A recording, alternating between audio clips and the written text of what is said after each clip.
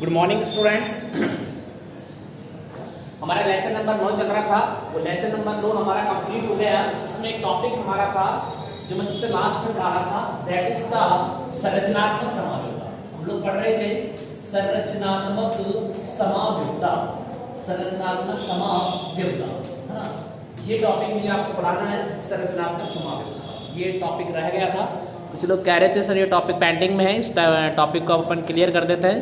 संरचनात्मक समावेशिता, देखिए संरचनात्मक समावेशिता को मैंने 6 भागों में बांट रखा है, 1 2 3 और ये 4, ये 5 और ये 6। संरचनात्मक समावेशिता, संरचनात्मक समावेशिता में पहली जो समावेशिता आती है उसे कहते हैं बेटा आयनन समावेशिता। आयनन समावेशिता के नाम से जाना जाता है पहला। दूसरा जो होता है उसे हम कहते हैं हाइड्रेट समावेशिता, हाइड्रेट समावेशिता। दूसरा जो होता है उसे हाइड्रेट समावेशिता कहते हैं। तीसरा जो होता है उसे कहते हैं बेटा बंधनी समावेशिता, बंधनी समावेशिता के नाम से जानी जाती है। चौथी जो होती है उसे कहते हैं लिगैंड समावेशिता, लिगैंड समावेशिता। और छठी जो होती है उसे कहते हैं उप सह संयोजन समावेशिता, उप सह संयोजन समावेशिता। और लास्ट वाली जो होती है उसे कहते हैं उप सह संयोजन स्थिति समावेशिता, उप सह संयोजन स्थिति समावेशिता। तो टोटल मेरे पास जो समावेशिता है संरचनात्मक समावेशिता वो कितने प्रकार की है? 6। संरचनात्मक समावेशिता 6 प्रकार की होती है। पहली जो समावेशिता होती है उसे कहा जाता है आयनिक समावेशिता। दूसरी जो समावेशिता होती है उसे कहते हैं हाइड्रेट समावेशिता। तीसरी जो समावेशिता होती है उसे कहते हैं बंधनी समावेशिता। चौथी जो समावेशिता होती है उसे कहा जाता है लिगैंड समावेशिता। अगली जो समावेशिता होती है उसे कहते हैं उपसंयोजन स्थिति समावेशिता। लास्ट में जो आती है उसे कहते हैं उपसंयोजन स्थिति समावेशिता। और ठीक है, पहली समावेशिता के बारे में अपन लोग पढ़ेंगे वो है आयनन समावेशिता। आयनन समावेशिता का मतलब क्या होता है? 2 या 2 से अधिक यौगिक जो जलीय विलयन में 2 या 2 से अधिक यौगिक जिनका अणु सूत्र तो समान हो परंतु जलीय विलयन में अलग अलग प्रकार के 2 या 2 से अधिक यौगिक जिनका अणु सूत्र तो समान हो परंतु जलीय विलयन में अलग अलग प्रकार के आयन देते हो, इस तरह की समावेशिता को आयनन समावेशिता कहा जाता है। आयनन समावेशिता का मतलब हो जाएगा 2 या 2 से अधिक प्रकार के यौगिक, 2 या 2 से अधिक प्रकार के यौगिक जिनका अणु सूत्र तो समान हो परंतु जलीय विलयन में अलग अलग प्रकार के आयन देते हैं, आयनन समावेशिता दर्शाते हैं। ठीक है, पहला है वो है एक एग्जांपल मैं लिखता हूं CONH3, CONH3 और ये मेरे पास है 4 टाइम और ये Cl2.Br2, ये एक अणुसूत्र है CONH3 4 time CONH3 4 time .Cl2.Br2। ये मेरे पास क्या है? एक अणुसूत्र है। इस अणुसूत्र को अपन 2 भागों में डिवाइड करते हैं। इस अणुसूत्र को अपन 2 भागों में डिवाइड करते हैं। पहला जो ये इस तरीके से बन सकता है CONH3 4 टाइप और ये Cl2 और ये Br2, एक उपसंयोजन यौगिक ये बन सकता है। और दूसरा जो उपसंयोजन यौगिक इसका बनेगा वो बनेगा CONH3 ये 4 टाइप और ये Br2 और ये Cl2 ये बनेगा। तो एक यौगिक ये बन सकता है और एक यौगिक ये बन सकता है। अगर हम इसको जलीय विलयन में घोलेंगे तो जलीय विलयन में घोलेंगे तो ये 2 आयन देगा CONH3 4 ये Cl2 प्लस 2 है ना। और ये मेरे पास हो जाएगा Br, ये हो जाएगा plus 2Br2 plus 2Br minus, ये हो जाएगा।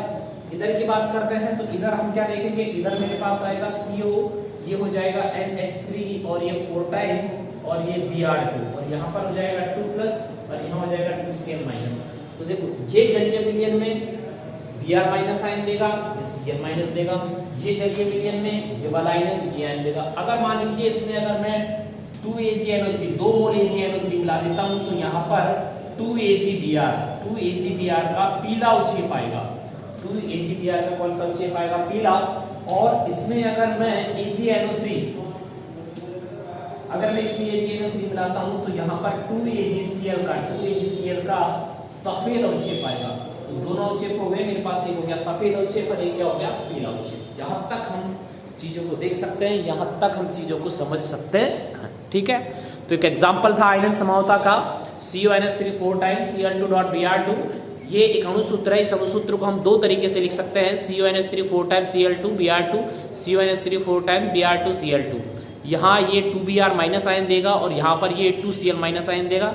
ठीक है, अगर इसमें AgNO3 मिलाया जाता है तो ये 2 मोल पीला अवक्षेप देगा AgBr का और ये 2 मोल सफेद अवक्षेप देगा, ये किसका देगा, AgNO3 का। ठीक है, यहाँ तक हमारी बातें हो गई। तो आयनिक समरूपता का मतलब हो गया जिनका अणुसूत्र तो समान पर तो जलीय विलयन में अलग अलग प्रकार के आयन देते हैं, आयनन समरूप कहलाते हैं। दो या दो से अधिक यौगिक जिनका अणुसूत्र तो समान हो परंतु जलीय विलयन में अलग अलग प्रकार के आयन देते हैं, आयनन समरूप कहलाते हैं। कहने का मतलब होता है इनमें एक्सचेंज होता है, ये वाला इधर आता है और ये वाला इधर जाता है, इस समरूपता को नाम दिया जाता है आयनन समरूपता। ये हमारे पास कंप्लीट है आयनन समरूपता। ओके, आगे हम चलते हैं नेक्स्ट।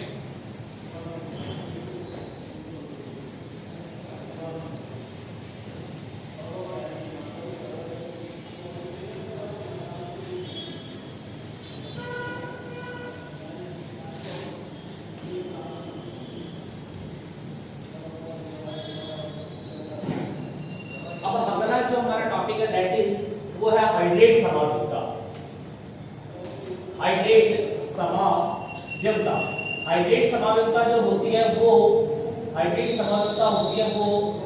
जलीय हाइड्रेट समरूपता होती है वो आयनन समरूपता के तुल्य ही होती है। मतलब हाइड्रेट समरूपता और आयनिक समरूपता लगभग एक ही बात होती है, फिर फर्क सिर्फ इतना सा होता है कि इसमें जल के अणुओं की संख्या अलग अलग होती है। तो यहाँ मैंने लिखा CO और ये मेरे पास CO और ये मेरे पास है CO और ये Cl3.6s2, ये कंपाउंड है। अगर मैं इसको लिखना चाहूँ तो ये ऐसे बन सकता है CO और ये H2O, CO H2O और ये कितने टाइम है, 6 टाइम है और ये Cl3, एक तो ये बन सकता है। दूसरा यहाँ बन सकता है CO और H2O और ये 5 और ये Cl और ये Cl2.H2O, एक ये आ जाएगा। एक मेरे पास क्या बनेगा CO और ये आ जाएगा H2O, ये 4 टाइम, ये Cl2.Cl.2H। तो इस तरह की समरूपता को अपन कह रहे हैं हाइड्रेट समरूपता। तो हाइड्रेट समरूपता की मैं डेफिनेशन अगर लिखना चाहूँ तो क्या होगी हाइड्रेट समरूपता। हाइड्रेट समरूपता का मतलब होता है दो या दो से अधिक यौगिक जिनके अणुसूत्र तो समान हो परंतु जिनमें समन मंडल व आयन मंडल में जल के अणुओं की संख्या अलग अलग हो, तो इस तरह की समरूपता को हाइड्रेट समरूपता नाम दिया जाता है। तो हाइड्रेट समरूपता की डेफिनेशन मेरे को लिखनी है तो what is the hydrate isomerase. Hydrate समरूपता क्या होती है, तो सीधी सीधी परिभाषा बनेगी कि ऐसी समरूपता जिसमें आयन मंडल में और समन मंडल में जल के अणुओं की संख्या अलग अलग हो तो उसे हाइड्रेट समरूपता कहते हैं। अब आप पहले वाले को देखिएगा, पहले वाले में जो है समन मंडल में जल के अणुओं की संख्या 6, आयन मंडल में जल के अणुओं की संख्या कितनी है 0। दूसरे वाले में देखोगे समन मंडल में जल के अणुओं की संख्या कितनी है 5, आयन मंडल में 1। इस तरह से आप इसको देख सकते हैं। ठीक है, अब अपन थोड़ा सा और आगे की तरफ मूव करते हैं।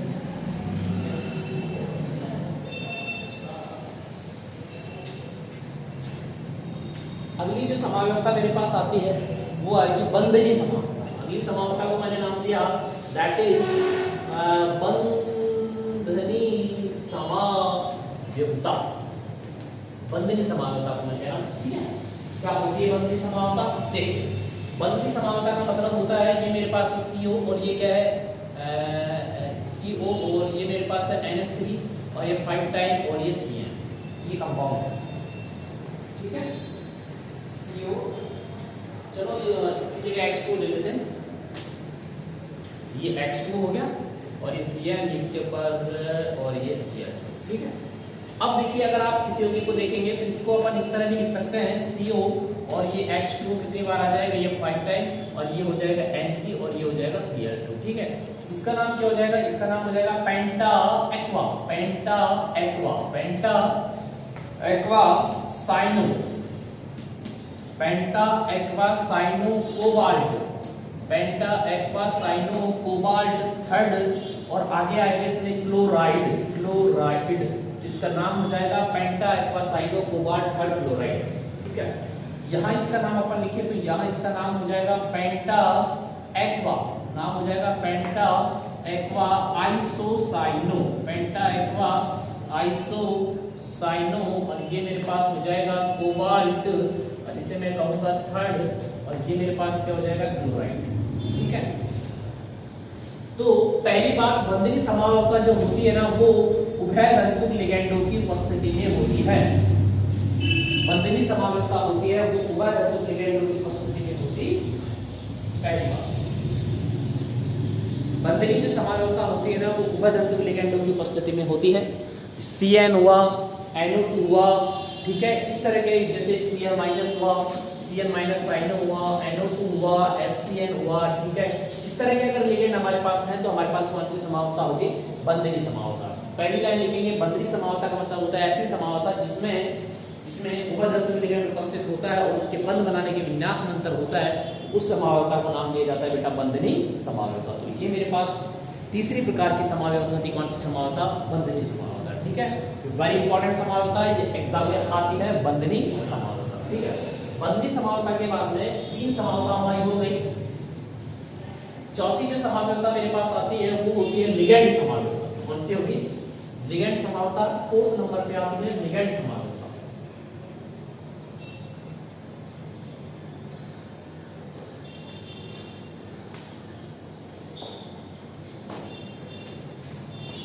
लिगैंड समावयवता फोर्थ नंबर पे हमारे पास आएगी लिगैंड समावयवता। लिगैंड समावयवता का मतलब है वे संयोजक यौगिक जिनमें लिगैंड खुद समावयवता दर्शाए। ये Cr है, ये NH3, ये कितने वाला 5 का है, और यहाँ मैंने लिखा C6H4 और ये Cl और ये 2। ठीक है, इसी को मैंने ऐसे लिख दिया, ये Cr और ये NH3, ये 5 का है, ये NH3 ये 5 टाइम है, और ये C6 है और ये H4 है, और ये क्या है Cl और ये क्या है 3 टाइम। फिर यहाँ मैंने लिखा ये मेरे पास है Cr और ये क्या है NH3, ये 5 टाइम है, ये C6 है, ये H4 है, ये Cl और ये 2। ठीक है, तो ये जो स्थितियां बनेगी जब लिगैंड खुद समावयवता दर्शाता है, इस प्रकार की समावयवता को हम क्या कहते हैं? इस प्रकार की समावयवता को हम लोग कहते हैं लिगैंड समावयवता। लिगैंड खुद अगर समावयवता दर्शाना स्टार्ट कर देता है तो उसे कहते हैं लिगैंड समावयवता। फॉर एग्जांपल यहाँ पर है, ये देखिए, ये मेरे पास स्ट्रक्चर है, इस स्ट्रक्चर को कहा जाता है C6H6। अब ये मेरे पास हो गया C6H5। यहाँ पर मैंने जोड़ दिया तो ये मेरे पास हो जाएगा C6H4, और ये दूसरे कार्बन पर क्या लग रहा है Cl। यहाँ की बात करते हैं तो यहाँ मेरे पास क्या होगा? ये मेरे पास हो जाएगा Cl इधर, और यहाँ पर की अगर मैं बात करता हूँ तो ये मेरे पास हो जाएगा ये Cl। ठीक है, तो लिगैंड जब खुद सब यहाँ पर एक लिगैंड है और ये लिगैंड इसमें 2 पर जुड़ रहा है, इसमें 3 पर जुड़ रहा है, इसमें 4 पर जुड़ रहा है, तो लिगैंड जब खुद समावयवता दर्शाता है तो इसे कहते हैं लिगैंड समावयवता। आई बात समझ में? जब लिगैंड खुद समावयवता दर्शाना स्टार्ट कर देता है तो इस प्रकार की समावयवता को कहा जाता है लिगैंड समावयवता। ये हमारे पास कौन सी समावयवता हो गई बेटा? ये हमारे पास हो गई लिगैंड समावयवता। लिगैंड समावयवता के बाद में आएगा वो हमारे पास आता है उपसंयोजक समावयवता।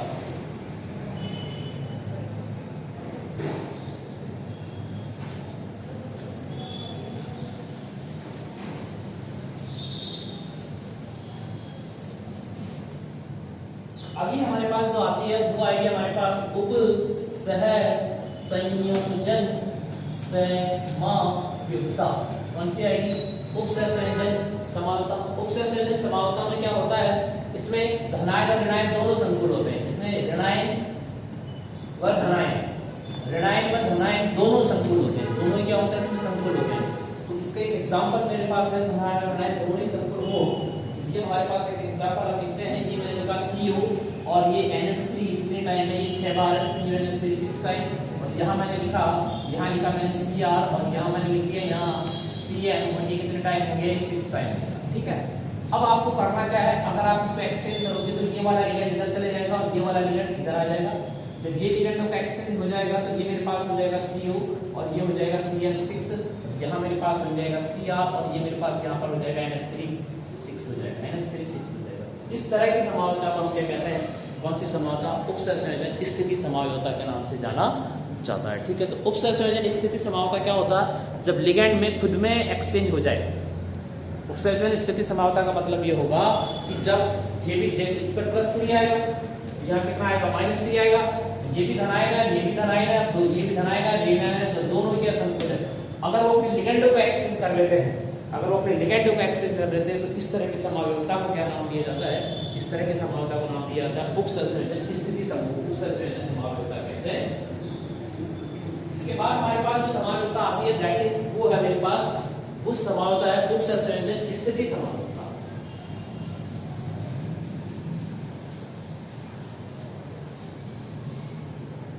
उपसंश्लेषण स्थिति समावयवता क्या होती है? देखिए, एक कंपाउंड है, ये है मेरे पास NH3 और ये 4 टाइम और ये CO, NH3 ये 4 टाइम और ये CO, ठीक है। उसके बाद में यहाँ मेरे पास है NH2 और ये है मेरे पास यहाँ पर NH2 और यहाँ मेरे पास क्या है? ये है NO2 या O2 मान लीजिएगा, O2 कर लेते हैं, चलो O2 है ना। और यहाँ मेरे पास वापस से क्या है? वापस से CO है, वापस CO है और फिर क्या है? NH3 2 टाइम और Cl2, NH3 क्या है? NH3 2 टाइम और Cl2, एक कंपाउंड है मेरे पास ये, ठीक है। और इस कंपाउंड को मैं कैसे लिख सकता हूँ? इसको मैं कर सकता हूँ कि NH3 कितनी टाइम है? ये 4 टाइम है और ये Cl और ये CO है ना। और ये मेरे पास क्या आ जाएगा? NH2 आ जाएगा, यहाँ मेरे पास आ जाएगा O2, ये हो जाएगा CO और ये मेरे पास हो जाएगा NH3, ये 2 टाइम और ये Cl हो जाएगा, ठीक है। अब ऊपर वाले का प्लस 2 चार्ज आएगा और यहाँ पे प्लस 2, यहाँ प्लस 2 चार्ज आएगा और यहाँ क्या आएगा? प्लस 2 चार्ज आएगा। अब देखो इनमें सममित कौन सा है बताइए? ऊपर वाला असममित है और नीचे वाला क्या है? सममित। मतलब सममित इसलिए यहाँ भी CO है, यहाँ भी CO है, यहाँ NH3 है, यहाँ NH3 है, इसको कहेंगे ये वाला असममित, ये वाला क्या है? असममित है, ठीक है। ये वाला क्या है? सममित है, ये वाला सममित है, ऊपर वाला असममित था, नीचे वाला सममित। तो यहाँ दोनों तरफ क्या है? वैलेंसीज बराबर है। इस तरह का स्ट्रक्चर अगर हमारे पास होता है तो उसे सममित और असममित के नाम से जान लिया जाता है। तो ये हमारे पास क्या हो गई? संरचनात्मक समावयवता थी, और ये संरचनात्मक समावयवता बेटा 6 प्रकार की संरचनात्मक समावयवता थी, और ये 6 प्रकार की संरचनात्मक समावयवता हमारे पास कंप्लीट हो चुकी, ठीक है। बाकी नेक्स्ट और देखते हैं।